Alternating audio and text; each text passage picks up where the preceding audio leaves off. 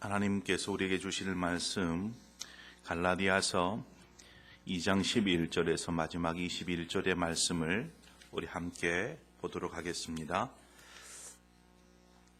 갈라디아서 2장 11절에서 21절의 말씀입니다.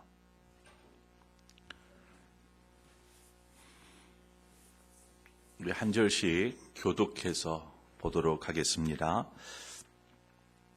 게바가 안디옥에 이르렀을 때에 책망받을 일이 있기로 내가 그를 대면하여 책망하였노라.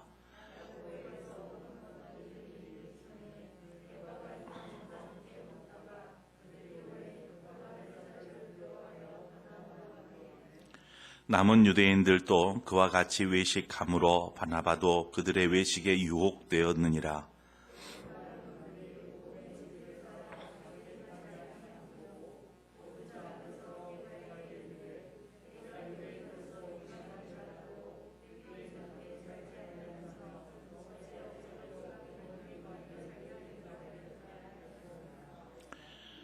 우리는 본래 유대인이요 이방 죄인이 아니로되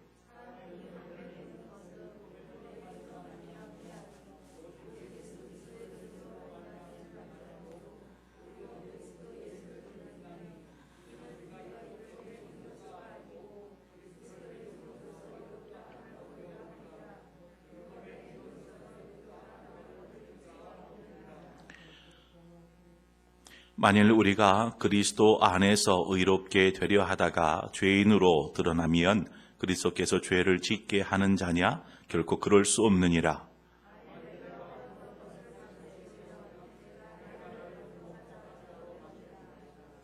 내가 율법으로 말미암아 율법에 대하여 죽었나니 이는 하나님에 대하여 살려 함이라.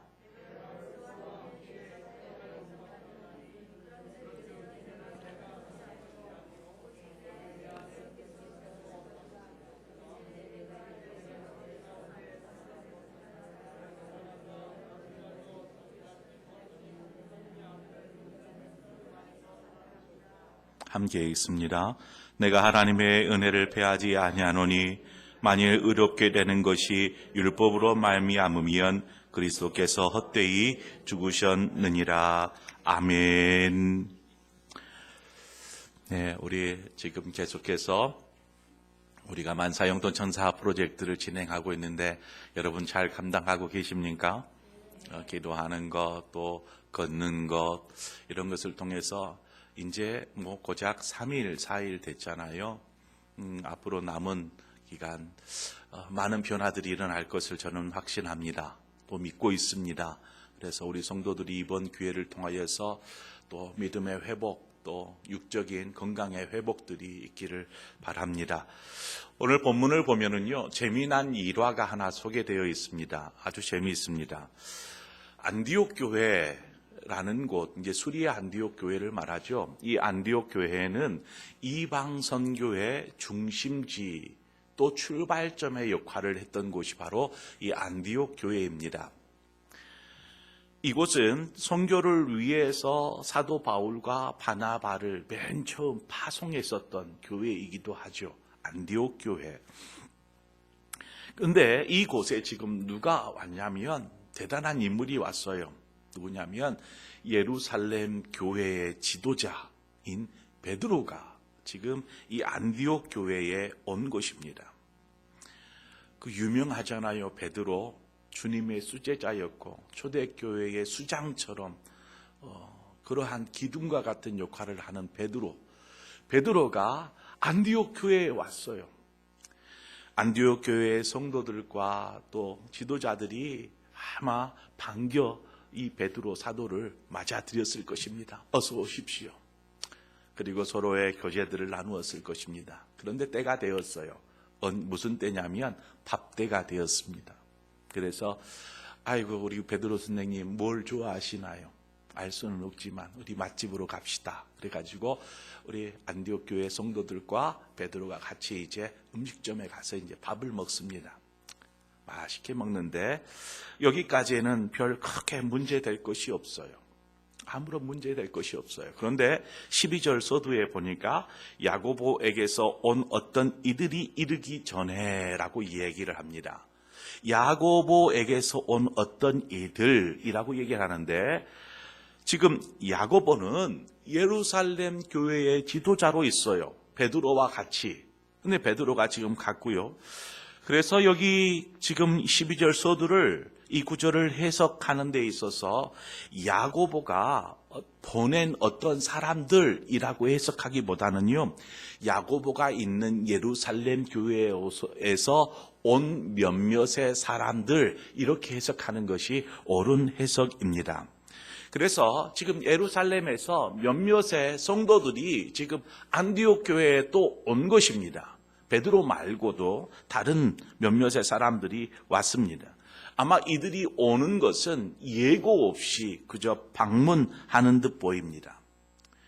이들이 지금 온다, 곧 있으면 도착해요 라는 말을 딱 듣자마자 베드로가 어떻게 반응하냐면, 갑자기 그 말을 듣고 나서 벌떡 밥 먹던 자리에서 일어납니다. 그리고 어디론가 이렇게 사라져요. 갑자기 무슨 일이 생긴 걸까요? 갑자기 안디옥 교회에서는 그곳에 이제 유대 그리스도인들도 있고요, 이방 그리스도인도 있어요. 그런데 대체적으로는 이방 그리스도인들이 주를 이룹니다. 여하튼 그곳에는 당신은 유대 그리스도인이고 당신은 이방 그리스도인, 이렇게 막 분리가 되어서 이런 것이 없어요. 안디옥 교회에는 서로가 그냥 같이 차별 없이 서로 이렇게 자유롭게 교제하는 그러한 아름다운 교회가 안디옥 교회였어요. 그래서 서로 같이 식사하는 것이 꺼리낌이 없었어요. 당신은 이방인이고 나는 유대인이고 이런 것에 전혀 상관없이 우리는 그리스도인이고 한 공동체고 성찬을 함께 나누고 이러한 함께 먹고 마시는 그러한 곳이 바로 이 안디옥 교회였어요. 교회는 그래야 합니다. 안디옥 교회의 그러한 모습 속에서 베드로도 꺼리낌 없이 그들과 함께 섞여서 함께 식사도 하고 교제하고 이러했었습니다. 근데 문제는 예루살렘에서 올라온 사람들, 이들이 철저한 유대 그리스도인들이었다라는 사실입니다. 여기서 철저한 유대 그리스도인이었다라는 말은 철저한 유대인의 습관을 가지고 있는 사람들이었다라는 것이죠. 어떠한 습관이겠습니까? 이들은 그리스도인이 되었음에도 불구하고 여전히 유대인과 이방인을 구분지어서 생각하고 그렇게 행동하는 사람들이었어요. 같은 그리스도인임에도. 우리가 지난주에 살폈던 것처럼 이것이 지금 안디옥 교회에서는 별 문제가 안 돼요. 또한 이들이 있는 예루살렘 교회에서는 크게 문제가 되지 않았어요.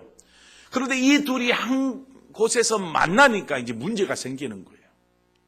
어떻게 이방인들과 같이 있어? 이방인들에게서는 왜 우리를 이렇게 하지? 이러한 생각들, 이 마찰이 일어나는 거죠. 지금 여기에서의 일어난 일이 바로 그것입니다. 유대인과 이들이 올라와서 유대인과 이방인을 구분하는 것이죠. 15절에 보세요. 우리는 본래 유대인이요 이방 죄인이 아니로되 우리는 유대인이고 너희는 죄인이야, 이렇게 취급하라는 거죠. 자, 이러한 사고를 하고 있는, 이러한 생각이 그냥 그들의 몸에 그냥 그대로 배어 있는 그러한 유대 그리스도인들이 지금 예루살렘에서 올라온 것입니다. 예루살렘에서. 그러니 베드로가 지금 이방인들이잖아요. 이방 그리스도인들, 이들과 같이 식사를 정겹게 나누다가 지금 그 사람들이 올라온다라는 소식을 듣자마자 그냥 자리에서 벌떡 일어나는 것이죠. 그리고 만나지 않으려고, 마주치지 않으려고 떠나는 것을 보게 됩니다.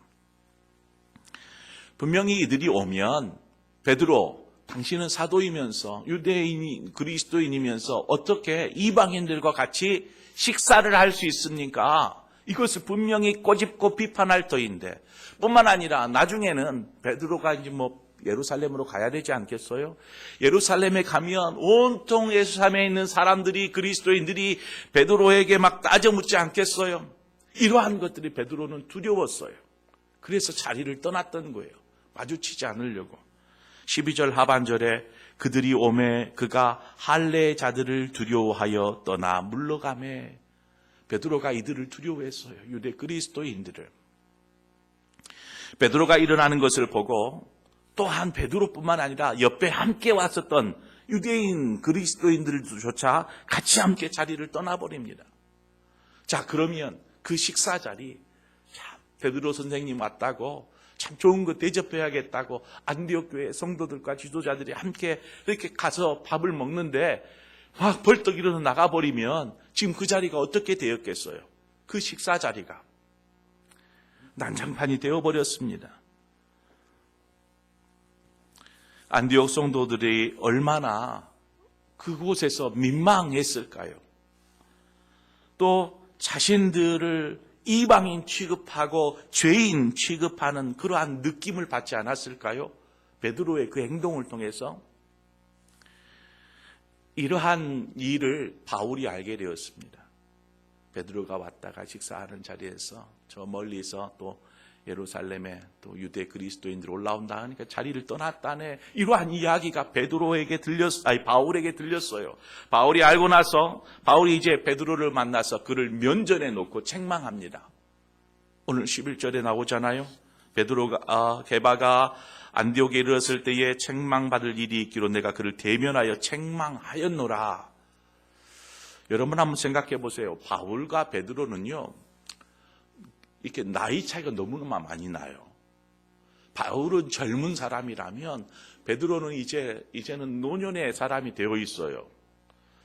나이 차이도 적지 않을 뿐만 아니라 베드로는 예수님의 수제자였고 모든 사람들이 존경받는 그러한 베드로입니다. 사도이고요. 예루살렘 교회의 지도자이고요. 초대교회를 대표한다라는 그러한 베드로를 면전에 두고 바울이 지금 책망을 하고 있는 것입니다. 책망을.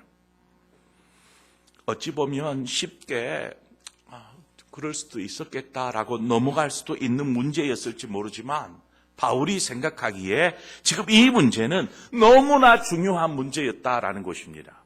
왜냐하면 이것은 결국 구원의 진리와 관계되어 있는 그러한 일이었기 때문입니다. 그래서 베드로의 너의 믿음은 무엇이냐? 너의 신앙은 무엇이냐? 이것들을 가지고 막 책망하는 거예요. 이 문제가 왜 그렇게 중요했을까요? 이것은 복음과 율법과의 문제를 다루고 있기 때문에 그렇습니다. 우리가 지난주에 살폈듯이 거짓 교사들이 지금 갈라디아 교회 안에 들어와 가지고 살며시 그리스도인들을 향하여서 특히나 이방인이었다가 그리스도인 된 그러한 사람들을 향해서 뭐를 해요? 여러분, 당신들 할례 받지 않으면, 율법을 행하지 않으면 여러분 구원받지 못해요. 이러한 말들을 막 계속해서 막 만들어내는 거예요. 그리고 그들을 가르치려고 하는 거예요. 그러니 얼마나 그곳 가운데에서 그러한 이야기를 들은 사도 바울의 마음이 답답하겠어요. 할례 받지 않아도, 율법을 지키지 않아도 오직 믿음으로 은혜로 우리는 구원받습니다 라는 그 구원의 진리를 그렇게 선포해서 그리스도인이 되었는데, 저들 거짓 교사들이 하는 그 말에 다들 넘어가 가지고 할례 받아야 돼, 율법을 지켜야 돼, 나는 못하는데 그럼 나는 구원받지 못하겠네, 이러한 것으로 좌절하고 낙심하는 그러한 성도들이 나오는 것이죠. 지금 베드로의 행동은 율법을 지키는 유대 그리스도인들의 시선을 의식했어요. 오직 믿음으로 구원을 얻는다, 우리는 율법의 행함으로 구원받는 것이 아니다 라는 그것에 위배되는 그러한 행동을 베드로가 하고 있었다라는 것입니다. 그것도 버젓이 안디옥 교회 성도들 앞에서, 이방인 그리스도인들 앞에서 그렇게 행동하고 있는 그 모습을 보면서 바울이 가만히 있을 수가 없었어요.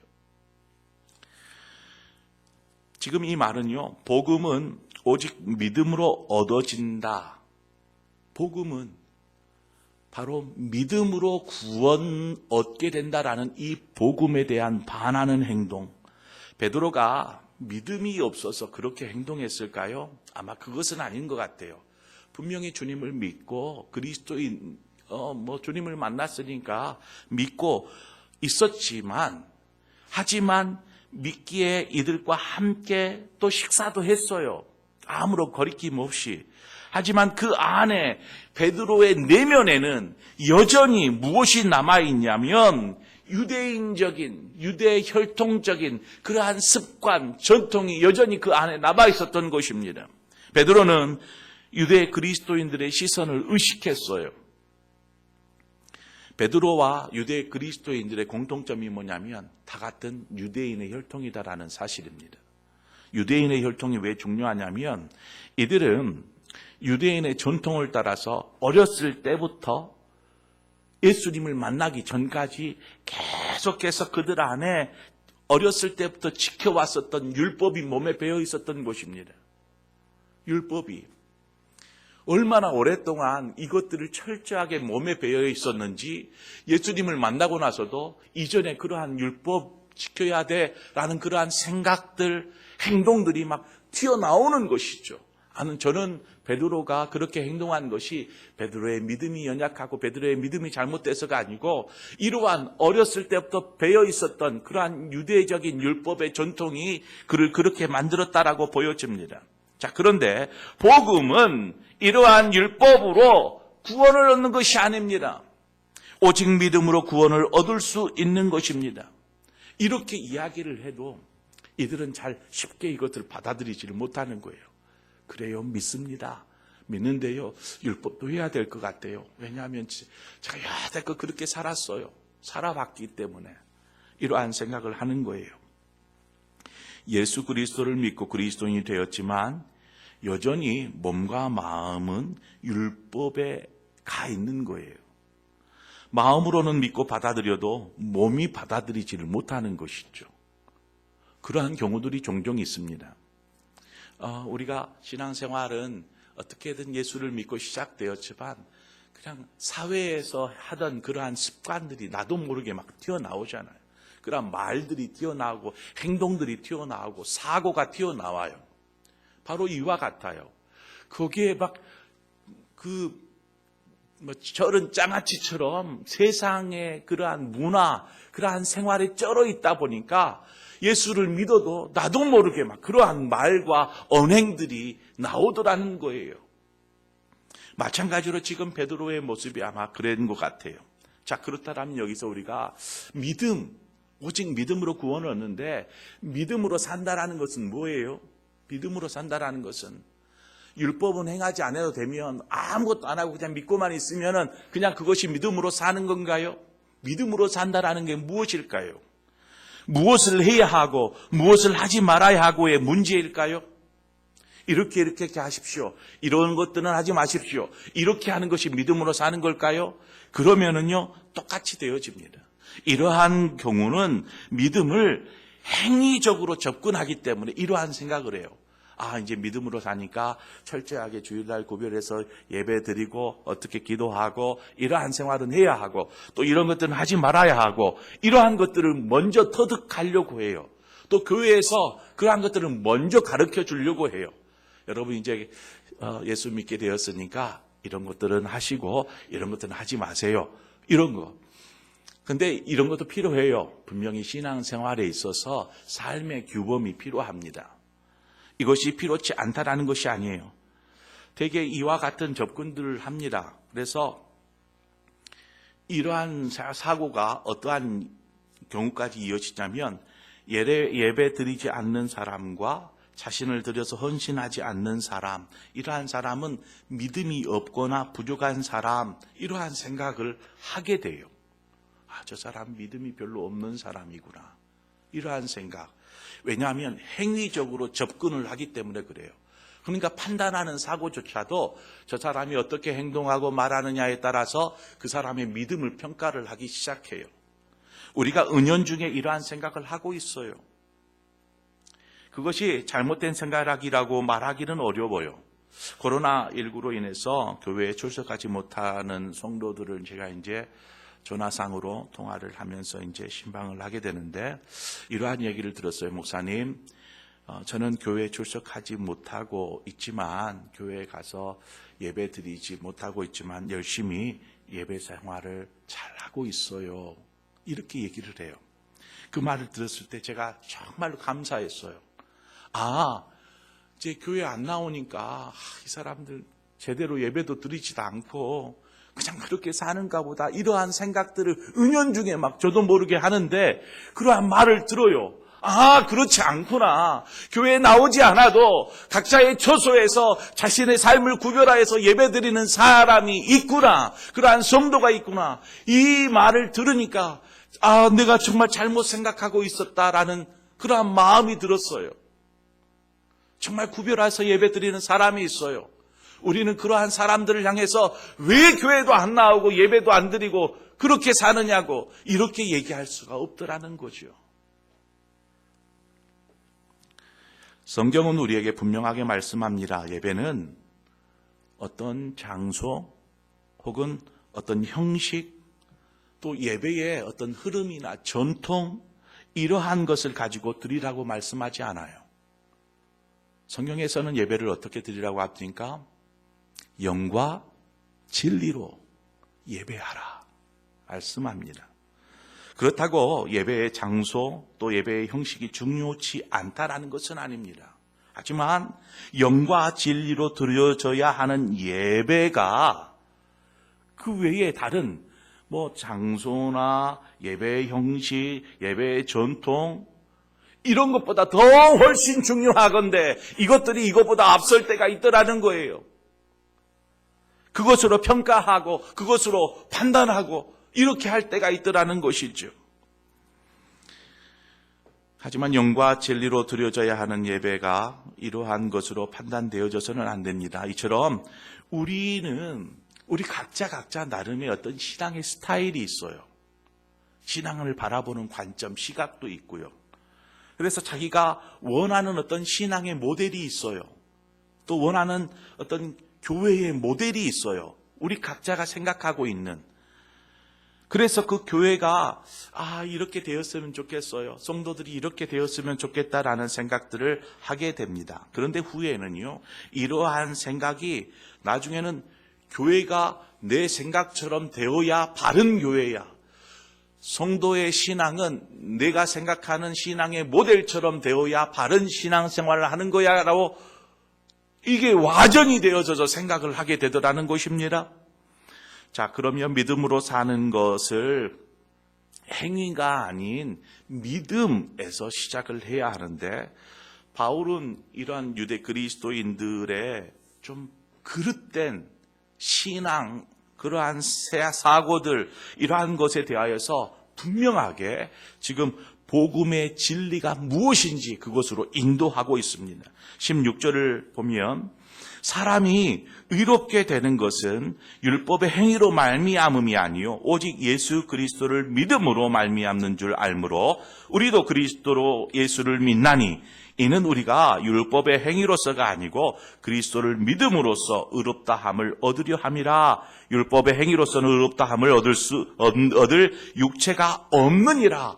이렇게 확실하게 복음의 진리를 이야기하고 있습니다. 하나님께서 율법을 왜 만드셨죠? 왜 그렇게 만들어가지고 신약시대에 이렇게 고달프게 했을까요? 구약시대에 하나님께서 모세에게 율법을 주실 때에는 무엇이었습니까? 그것은 하나님의 백성들의 삶은 거룩해야 한다. 내가 거룩하니 너희도 거룩하라 라는 말씀에 의지하여 하나님의 백성들의 삶을 이렇게 살도록 말씀하신 거예요. 그런데 문제는 죄로 이미 오염되어진 인간은, 이미 죄성을 가지고 있는 인간은 이 율법의 요구를 온전히 충족할 수 없더라는 것입니다. 인간은 누구도 완벽하게 율법 앞에 설 수 없더라는 것이죠. 결국 우리는 율법을 통해서는 어느 누구도 의롭다 인정받을 사람이 없더라는 거예요. 그런데요, 10가지의 규율이 있어요. 한 7, 8가지 규율을 잘 지키는 사람이 있어요. 그런데 막 잘 지키지 못하고 서너 가지 정도로 막 규율을 지키는 사람이 있어요. 그럼 7, 8가지의 규율을 지키는 사람이 서너 가지 규율을 지키는 사람에게 당신은 왜 그렇습니까? 그렇게 신앙생활하면 안 됩니다라고 이야기할 수 있겠어요? 자신도 완벽하게 지키지 못하는데. 그런데 사람들은 그렇게 해요. 사람들은 7, 8가지 지키면서 한두 가지 지키는 사람들을 향해서 책망하고 비난하고 손가락질하는 것을 쉽게 해버립니다. 바로 그거예요. 우리는 이미 오염되어서 완전한 율법을 지켜 행할 수 없는 그러한, 그래서 우리에게 필요한 것이 믿음입니다. 은혜입니다. 그래서 믿음으로 의롭다 얻는다라고 성경은 우리에게 말씀합니다. 믿음으로 의롭다함을 얻는다면 우리는 그러면 어떻게 해야 할까요? 가장 중요하고 가장 기본이 되는 것은 바로 믿음을 갖는 것에서부터 시작이 되겠죠. 그리고 오늘 20절의 말씀을 통해서 믿음을 가진 삶이 어떠한 삶인지 오늘 20절 말씀을 우리가 함께 한 목소리 읽어보도록 하겠습니다. 20절을 함께 읽습니다. 시작. 내가 그리스도와 함께 십자가에 못 박혔나니 그런즉 이제는 내가 사는 것이 아니요 오직 내 안에 그리스도께서 사시는 것이라. 이제 내가 육체 가운데 사는 것은 나를 사랑하사 나를 위하여 자기 자신을 버리신 하나님의 아들을 믿는 믿음 안에서 사는 것이라. 이 구절 속에 신앙생활의 답이 있어요. 우리가 신앙생활을 잘하고 못하고를 떠나서 믿음 안에 있다면 우리는 십자가 앞에 서야 합니다. 십자가를 대면하는 것, 십자가 앞에 서는 것, 이것이 맨 먼저 우리가 해야 할 일입니다. 그리스도인이 해야 할 일. 십자가를 대면하다 보면은요, 자신의 신앙과 삶이 십자가 앞에서 보이기 시작해요. 십자가 앞에 서면 자신이 보여요. 나의 믿음, 나의 신앙, 나의 삶의 모습. 십자가 앞에 서면 왜 그런지 모르겠어요. 아무튼 십자가 앞에 서면 다 보여요. 제가 그랬어요. 우선은 제가 지금부터 내용은 제 어떤 신앙 간증하고도 연결되어지는 부분이 있어요. 십자가를 대면하면 거울처럼 자신이 보이기 시작해요. 참으로 놀라운 것은 십자가 앞에 서면은요, 어느 누구라도 무릎을 꿇더라는 거예요. 십자가 앞에 서면 누구 하나 고개를 쳐들고 십자가를 바라보지 못하고 다 십자가 앞에서 무릎을 꿇더라는 거죠. 왜 그럴까요? 자기를 보기 때문에 그래요. 자기를 볼 수 있어서. 거기에서 자신을 보면 뭐가 보여요? 나는 죄인입니다. 주님, 나는 죄인입니다. 이것이 십자가 앞에 섰을 때 알아지고 느껴져요. 그러니까 그냥 절로 무릎이 꿇어지는 것이죠. 엎드려지는 것입니다. 십자가 앞에 서면 아무리 열심히 주의 일을 하던 사람도 다른 어떤 사람들보다 더 많이 헌신하고 더 많이 주를 섬긴 사람일지라도 십자가 앞에 서면 그저 그냥 무릎을 꿇어요. 주님, 내가 죄인입니다. 신앙의 출발은요, 십자가에 있어요. 신앙의 출발은. 우리가 십자가 앞에, 그 앞에 설 때에 겸손을 배우게 되고 또 그 속에서 우리를 향하신 주님의 사랑과 은혜를 그 십자가를 바라볼 때에 발견하게 됩니다. 나 같은 죄인을 사랑하신, 피 흘리신 그 주님의 은혜와 사랑을 알게 되더라는 거예요. 그래서 여러분의 생각이 십자가 앞에 머무르게 하십시오. 십자가 앞에 여러분의 생각이, 하나님, 제 생각은 이런데 왜 이럴까요? 그건 틀린 게 아니에요. 이렇게 해야지 맞잖아요. 왜 저 사람은 저렇게 하는 걸까요? 이러한 모든 생각이 십자가 앞에 설 때에 순식간에 잠잠해집니다. 우리의 헌신과 섬김이 십자가 앞에 먼저 서야 해요. 헌신과 섬김이, 봉사가. 하나님 왜 저만 이렇게 고생해야 하죠? 왜 나만 고생하는 것 같죠? 다른 사람들은 그냥 가만히 있는 것 같은데 나만 이렇게 땀 흘리면서 애쓰고 있는 것 같아요. 혹시 이러한 생각 안 해보세요? 섬기는 것이 너무 힘들어요. 왜 이렇게 힘들죠? 이러한 생각 안 들어봐요? 또 뭔가를 맡기면 제가 잘 할 수 있을까요? 잘 못하는데요. 이러한 헌신과 섬김이 십자가 앞에 서야 합니다. 십자가 앞에.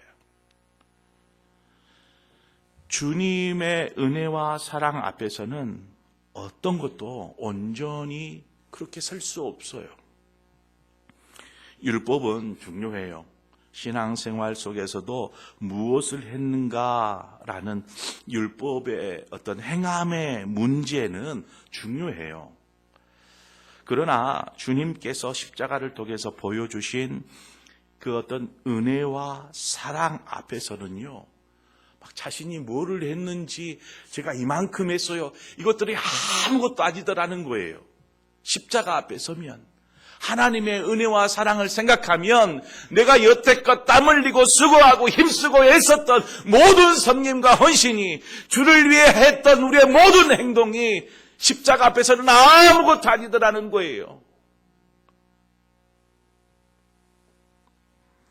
그냥 주님, 제가 죄인입니다. 그 생각만 나는 거죠. 십자가 앞에 서면. 이러한 십자가를 대면하면 그 다음으로 넘어가게 돼요.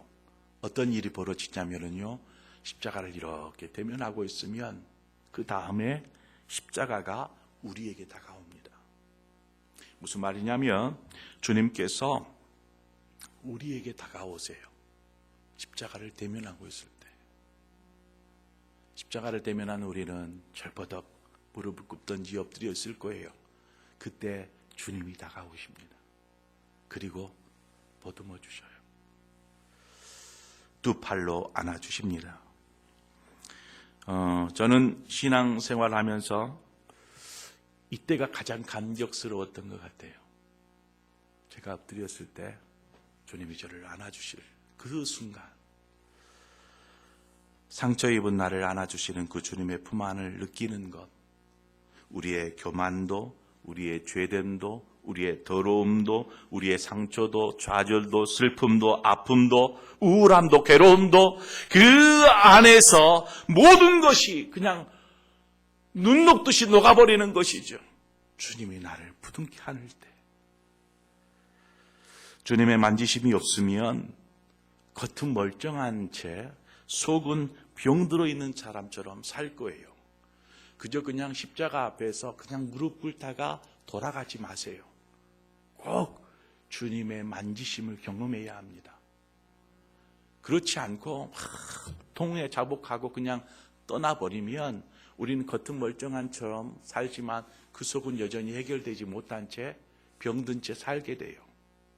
참 위험스러운 신앙인 것이죠. 분명히 그 속에 있는 성령님의 만지심 속에 우리는 머물러야 합니다. 주님의 보혈이 그 십자가에서부터 우리의 영혼 깊숙한 곳까지 찾아오셔서 회복하시고 치유하시고 일으켜 세우심을 경험해야 합니다. 여러분, 십자가로 나아가 대면하는 것을 끝내지 말고 그 속에서 주님의 손길을, 성령님의 손길을 경험하십시오. 만약 이 순간을 경험하지 못하면 우리는 다시금 쉽게 제자리로 돌아가 버릴 거예요. 그리고 상처 입고 아파하고 또 다시 와서 무릎 꿇고 돌아가서는 또 다시, 이것이 계속 반복되어지는 신앙생활을 할 수밖에 없더라는 것입니다. 은혜는 경험에서 이전보다는 기쁘게 즐겁게 섬기고 예배할 수 있게 해요. 우리가 십자가를 대면하면 주님의 은혜 사랑을 알게 되잖아요. 하지만 그것도 어느 정도의 시간이 지나면요, 은혜로도 고갈돼요. 그렇지 않는가요? 그래서 우리는 온전한 영적인 치유함을 경험해야 합니다. 주님이 나를 꼭 껴안아 주시는 그 손길, 성령님이 저 깊숙한 곳까지 우리의 상처, 쓴뿌리까지도 만지시고 치유하시고 회복하시는 그 회복을 경험해야 합니다. 바로 이 순간이 지나고 나면 이제 예수로 살게 돼요. 예수로. 이제는 내가 사는 것이 아니요 내 안에 그리스도가 사시는 것이라. 이제는 율법을 지키고 지키지 않고 무엇을 행하고 행하지 않고 어떤 것을 섬기고 안 섬기고 이런 것이 아무런 문제가 되지 않아요. 왜냐하면 예수로 살기 때문에. 그저 그냥 주님과 함께하는 삶 자체가 기쁘고 즐거운 것입니다. 행복한 것이에요. 내가 무슨 일을 하고가 문제가 아니고 내가 어느 처소에 있든지 어디에서 무엇을 하든지 그저 주님과 함께함이 즐겁고 기쁘고 행복하고 평안이 넘치고 믿음으로 사는 삶이 그냥 즐겁고 행복한 것이죠. 하나님께서 이때 우리를 부르면, 나를 부르면 어디든지 가겠어요. 주님 순종하겠어요. 무엇을 하라 그래도 순종하겠어요.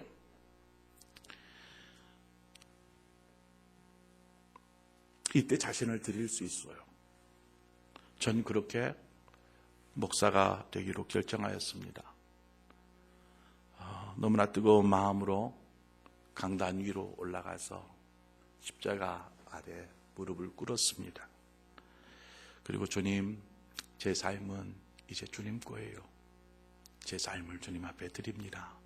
이렇게 결단하였고 이후로 이제 목사가 되어서 이렇게 서 있습니다. 그 안에 자세한 간증은 나중에 기회 있을 때 하기로 하고요. 그렇습니다. 우리가 율법의 문제, 행함의 문제, 섬김의 문제, 예배의 문제 다 중요하죠. 그런데 가장 중요한 것은 우리가 행위가 아닌 믿음으로 구원을 얻는다라는 사실입니다. 그 믿음으로 사는 게 무엇이라고요? 십자가 앞에 서는 거예요. 십자가를 대면해야 하고 십자가를 통해서 주님의 만지심을 경험할 때 우리는 주님으로 살 수 있어요. 내 안에 그리스도가 사시는 것이라. 이제는 예수의 사람으로 사는 거죠. 많은 사람들이 자기 생각 많이 해요. 섬김이 필요해서 이것 좀 섬겨주시겠어요? 시간이 없고요. 힘들고요. 괴롭고요. 왜 그래요? 예수로 살지 못하니까. 우리는 십자가 앞에 서야 돼요. 한창을. 그리고 그 안에서 만지심, 치유하심을 경험해야 돼요. 우리 시간을 함께